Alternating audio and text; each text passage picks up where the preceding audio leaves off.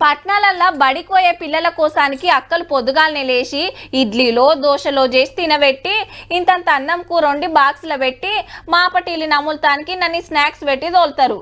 అదే సర్కార్ బడికి పోతోళ్ళకు అట్లా కాదాయే. అందరు పేద పిల్లలే కాబట్టి పొద్దుగాల మా అమ్మ వండితే తిన్నట్టు, లేదంటే లేదు. చాలా మంది నీళ్లు తాగే పోతుంటారు. అసంటోళ్ళ కోసానికి మధ్యాహ్న భోజన పథకం అని పెట్టిండ్రు. అంతటి ఎట్లా నడుస్తుందో కానీ గీడనైతే గిట్లుంది కథ. కూరలు తినేది పగటిలి బువ్వే, కానీ స్కూల్లో వండింది కాదు. ఇంటికాంచెల్లి సద్దులు తెచ్చుకొని తింటున్నారు. గదేంది అంటారా? వండేటోళ్ళ నడుమ పంచాది బుట్టి పొయ్యి ముట్టించుడు బంద్ పెట్టిండ్రట జయశంకర్ జిల్లా లింగాల స్కూల్లా. మాకు అన్నం కూర అందక 11 రోజులు అవుతుంది. గాయతా కూడా చేస్తలేరు. ఇకేముంది, పగటిలి బువ్వ పథకం పక్కకు పడ్డది. ఇంటికాంచెల్లి సద్దులు మోసుడైతుంది. మరి అంతకు ముందు ఎట్లుండేదో.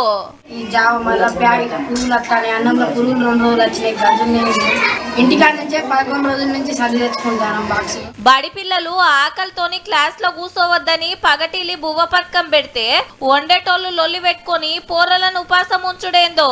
పెద్ద ఆఫీసర్లకు చెప్పకుండా సార్లు మేడాలు సప్పుడే కూకునుడేందో గాని గా పంచాదేందో దెంపి పిల్లలకింత తిండి పెట్టురి సార్లు.